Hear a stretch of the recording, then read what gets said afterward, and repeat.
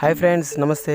Welcome back to చిత్ర వినోదం. అందరికీ ముందుగా భోగి సంక్రాంతితో పాటు కనుమ పండుగ శుభాకాంక్షలు. సంక్రాంతి అంటే మ్యాక్సిమం అందరికీ గుర్తుకొచ్చేది కోడిపందాలు, Konaseema district. So Konaseema district east Godavari రావడం జరిగింది. ఇప్పుడు ప్రస్తుతానికి మనం ఈస్ట్ గోదావరి నుంచి వెస్ట్ గోదావరి వెళ్ళడానికి పడవ ప్రయాణం ప్లాన్ చేశాను.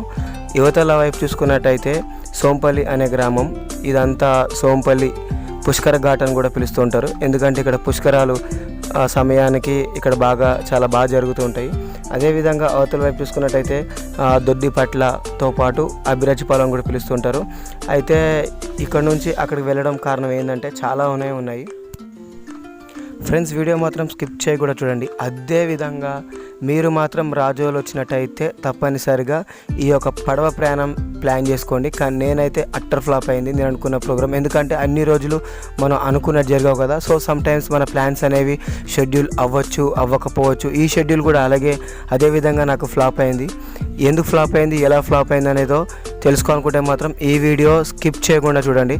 అదేవిధంగా ఈ వీడియో మీకు నచ్చినట్టయితే మీ ఫ్రెండ్స్కి, రిలేటివ్స్కి షేర్ చేయండి. ఈ యొక్క కోనసీమ డిస్ట్రిక్ట్లో నేను ఆల్మోస్ట్ 4-5 డేస్ ప్లాన్ చేసుకున్నాను. 4-5 డేస్ నేను ఎక్కడెక్కడ వెళ్ళొచ్చాను ఏంటనేది మీకు అప్డేట్స్ ఇస్తూ ఉంటాను. మీరు కనుక ఎప్పుడైనా వచ్చినట్టయితే మీరు కూడా ప్లాన్ చేసుకుని ఇటువైపు వచ్చి ఈ యొక్క వీడియో చూసి ఈ యొక్క వీడియోలో ఎక్కడెక్కడైతే నేను వెళ్ళానో అక్కడ కూడా మీరు వెళ్ళాలనుకుంటే వెళ్ళండి మీకు నచ్చినట్టయితే. అండ్ ఫ్రెండ్స్, అభిరాజిపాలెం వెళ్ళడానికి రీజన్ ఏంటి అంటే నేనున్న ఈస్ట్ గోదావరి నుంచి వెస్ట్ గోదావరి రోడ్వే వెళ్ళడానికి అప్రాక్సిమేట్లీ 15 కిలోమీటర్స్. కానీ వాటర్ వేలో వెళ్తున్నట్టయితే నాకు టైంతో పాటు డిస్టెన్స్ కూడా టైం సేవ్ అయిపోతుంది. అదేవిధంగా పడవ ప్రయాణం చేసిన ఫీలింగ్ కూడా వస్తుంది. కాబట్టి నేను ఇలా ప్లాన్ చేసుకున్నాను. కానీ అవతల వైపు అభిరాజిపాలెం దగ్గర దాదాపు 99 అడుగుల ఆంజనేయ స్వామి విగ్రహం ఉంది. అదేవిధంగా పక్కనే దక్షిణ తిరుమల అని చెప్పేసి వెంకటేశ్వర స్వామి దేవాలయం కూడా ఉంది. సామాన్యంగా వెంకటేశ్వర స్వామి భక్తులకు అందరూ తెలుసు ద్వారకా తిరుమల, చిన్న తిరుమల, పెద్ద తిరుమల. కానీ దక్షిణ తిరుమల చాలామందికి తెలియదు. కానీ దక్షిణ తిరుమల ఇక్కడ దగ్గరలోనే ఉంది.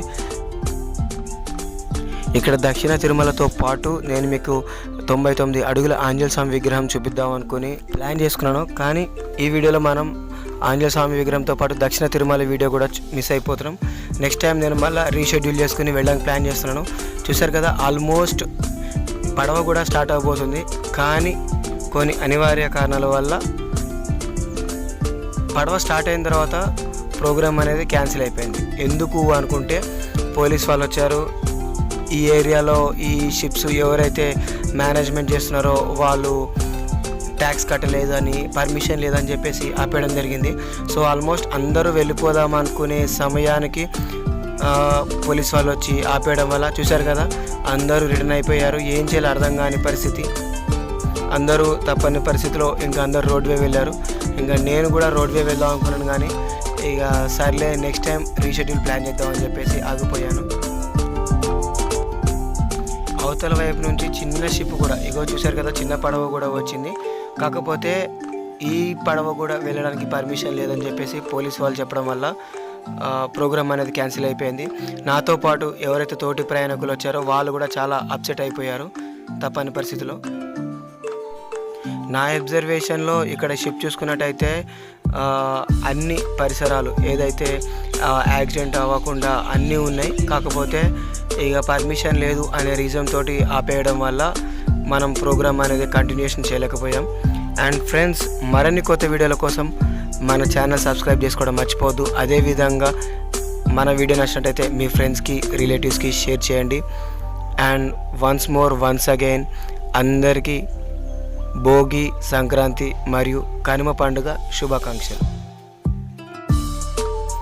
ఈ వీడియోలో చూసినట్టయితే చూశారు కదా, ఒక రకంగా కొంచెము డేంజర్ అనిపించింది. కానీ వాళ్ళు రెగ్యులర్గా వెళ్ళే వాళ్ళకి మాత్రం ఇది కామనే. ఎందుకంటే చూడండి వెహికల్స్ని ఎలా దించుతున్నారో.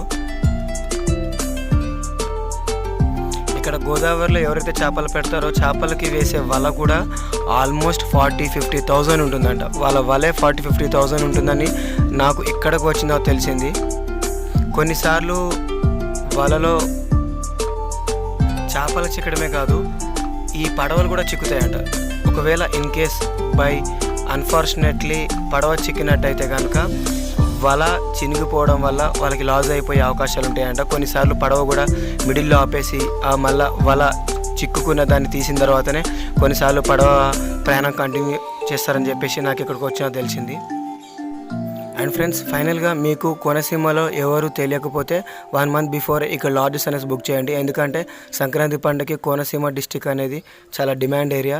Thanks for watching. See you soon.